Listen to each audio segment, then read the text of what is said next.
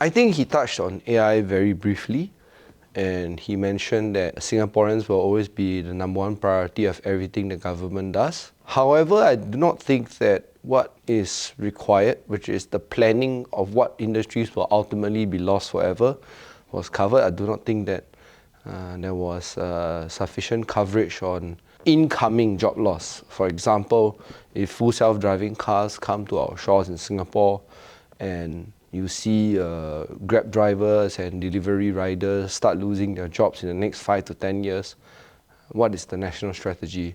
And it's just simple things like that. No doubt he's facing one of the biggest challenges of all human civilization, but I felt that he should at least think of how Singapore can adapt, because Singapore is still very much a lot to give. Singapore is still where a huge number of goods and services flow through. It's about really capturing that value and passing it on to the citizens. I think one thing that PM Wong mentioned was that in this age of AI, what really matters are the human qualities that machines cannot replicate. Character, values, empathy, and a sense of purpose. The question is whether or not the organizations and the companies that employ people require more of such human qualities at all.